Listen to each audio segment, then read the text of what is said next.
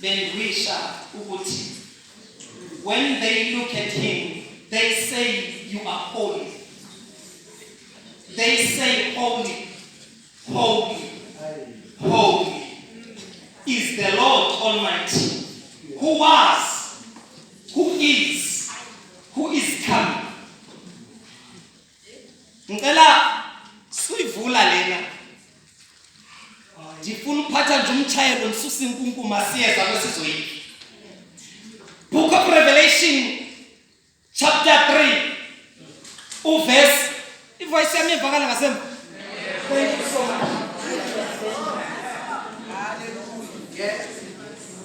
Book of Revelation chapter 3. Ngicela ubandimi. Mani nibona nikhulula noba nikhule ntoni nixolele ndim ndinje.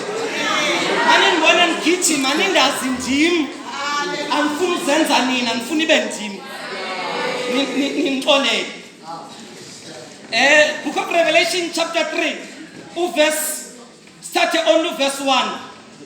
Uthi, those are the words of him who holds the 7 spirits of God and the 7 stars.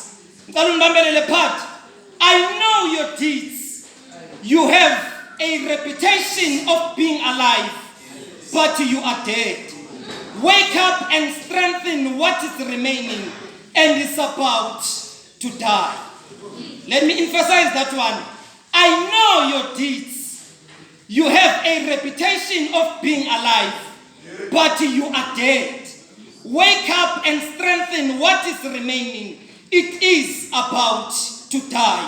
Let me repeat that one more time. I know your deeds. You have a reputation of being alive, but you are dead. Wake up and strengthen what is remaining, because it's about to die. I know your deeds. You have a reputation of being alive, but you are dead. Wake up and strengthen what is remaining. It is about to die. Ndiyakwazi namandla nawo ndiyawazi. Amandla uwanikezwe ndim ndiyakwazi. Ubonakala ngathi uyaphila. Masithethe inyani ufile wena. Abantu bakubona ngathi right. Ne makeup iveze ngathi yonke into yakhe right. Ne high heel oyinxibile iveze ngathi right. Imali right. Netayo ifakile ubonakala ngathi right. Masithethe inyani ufile wena. Awuthandaza mawulapha enkonzweni endlini akusathandazeki. Amandla akaphelile. Abantu babona ushaphu. Yonke into yakho uziportraya uright, but mna ndiyakwazi ufile wena. When ufile and abantu babona everything sengathi right kuwe. And uFacebook wakho ne-status zakho nenzipho zakho sithi yonke into right. Masithethe inyani. You are bleeding inside. Abantu mabekujongile babona yonke into ishapu. And nawe uvela ushapu. But mna Thixo ndiyakwazi ufile. Wena ufile. Wena ucorrect. Wena ulonwabo lakho luvela mawuphakathi kwethu. Nezinyo livela mawuphakathi kwethu. Kodwa masinoke sikubhekise ekhaya 99% yempilo yakho sinyembezi wena. Awuyazi uzube right uphila kuma status na ku social media. Truth be told, impilo yakho correct. But lithi iBhayibheli ndiyakwazi ukuthi ufile. But vuka ke ulungise.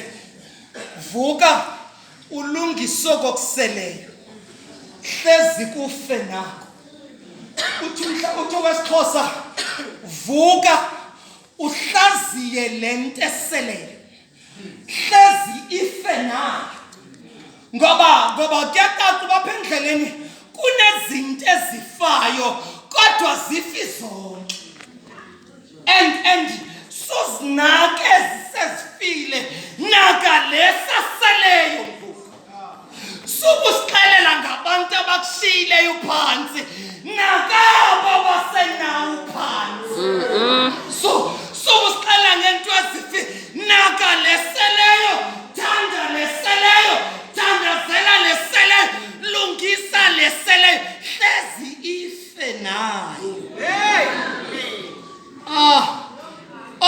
sahlangana nawo sixelela ngabantu abakushiyileyo what about thina esisenawo sizawude sife nathi sibulawa ngabantu ababulele wena wake up and renew and strengthen what is remaining washiwa ngutata umntana sale sewuthanda lo mntana uThixo akupheye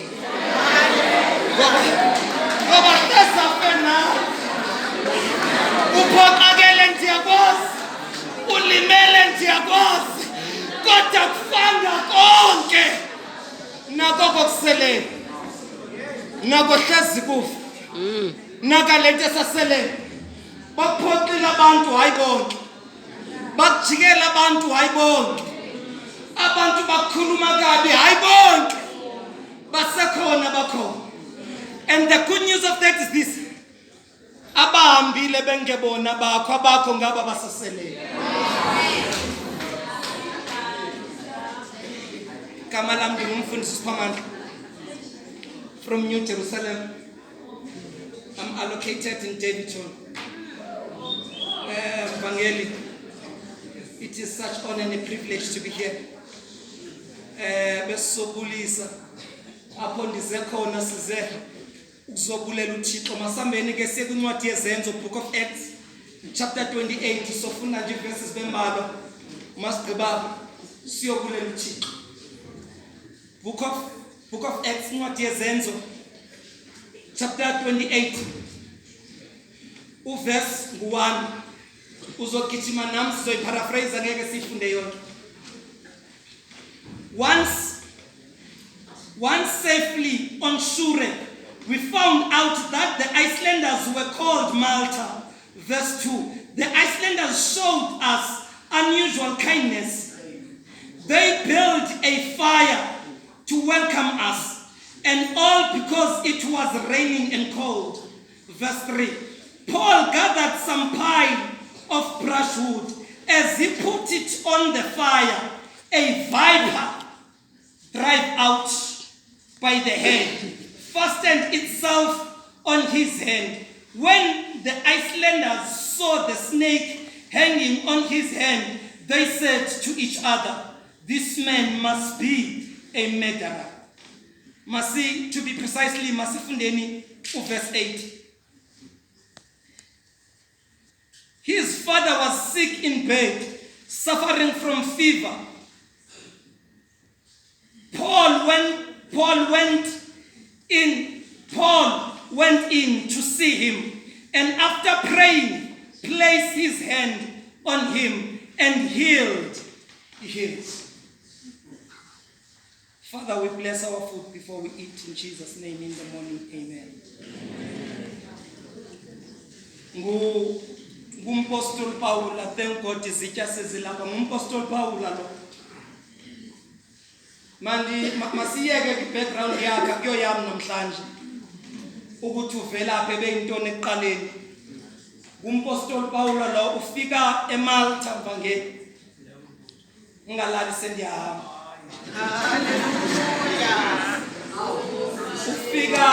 Ufika eMalta.